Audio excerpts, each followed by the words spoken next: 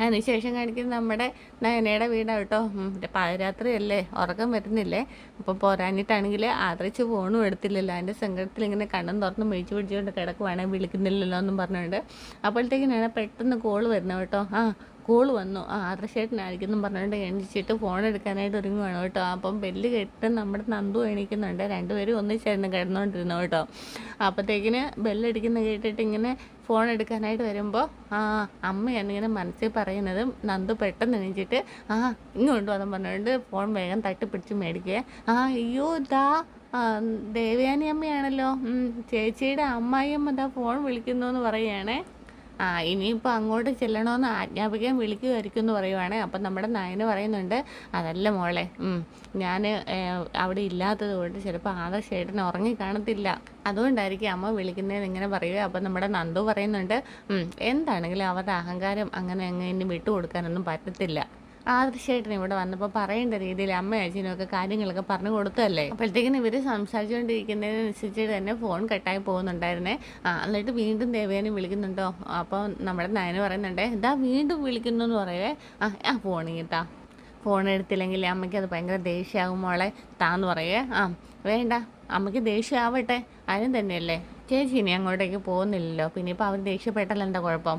അങ്ങനെ എല്ലാ കാലവും എനിക്ക് അവിടെ നിന്ന് മാറി നിൽക്കാൻ പറ്റുമോ ചേച്ചി? പറ്റണം. ചേച്ചിക്ക് വിലയില്ലാത്ത സ്ഥലത്തേക്ക് ചേച്ചി പോകേണ്ട കാര്യമൊന്നുമില്ല. 7 മാസം ചടങ്ങ് നടക്കുമ്പോൾ പോലും കൂടെ അമ്മയ്ക്ക് മരുമകളോട് ഒട്ടും സ്നേഹമില്ലാതെയല്ലേ പെരുമാറിയത്.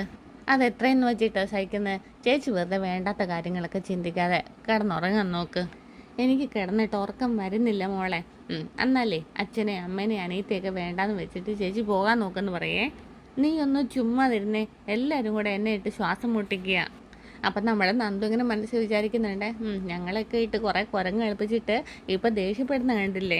അപ്പം നയന് ചോദിക്കുന്നുണ്ട്, അല്ല നീ എന്താ ഇങ്ങനെ ആലോചിക്കുന്നതെന്ന് ചോദിക്കുക. അന്നേരം പറയുകയാണ്, അല്ല ചേച്ചിക്ക് ഇപ്പം ഞങ്ങളോടൊന്നും ഒട്ടും സ്നേഹമില്ലല്ലോ എന്നിങ്ങനെ ആലോചിക്കുമായിരുന്നെന്ന്. എന്നാരാ പറഞ്ഞത്? എനിക്കെല്ലാവരോടും സ്നേഹം കൂടിപ്പോയി, അതാ എനിക്ക് പറ്റിയ കുഴപ്പം.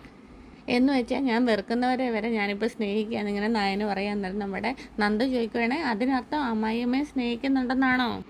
അതെ, ആദർശേട്ടൻ്റെ അമ്മായിയമ്മ എന്ന നിലയിൽ എനിക്ക് അമ്മയോട് സ്നേഹം തന്നെയാണ്. പക്ഷേ അവർക്ക് ചേച്ചിയോട് വെറുപ്പാണല്ലോ. ചേച്ചിയെ കണ്ണെടുത്താൽ കണ്ടുകൂടാ. അതിപ്പോൾ എൻ്റെ കുഴപ്പമാണോ ചോദിക്കുക. അന്നത്തേക്ക് നന്ദു ഇങ്ങനെ മുഖത്ത് താടിയിലൊക്കെ ഇങ്ങനെ കൈ പിടിച്ചിട്ട് പറയും, എൻ്റെ ചേച്ചി പാവമാണ്, അതുകൊണ്ട് അവർക്ക് സ്നേഹം ഇല്ലാത്തതുകൊണ്ട് ഇപ്പം അങ്ങോട്ടേക്ക് പോകണ്ടെന്ന് പറയുവേ.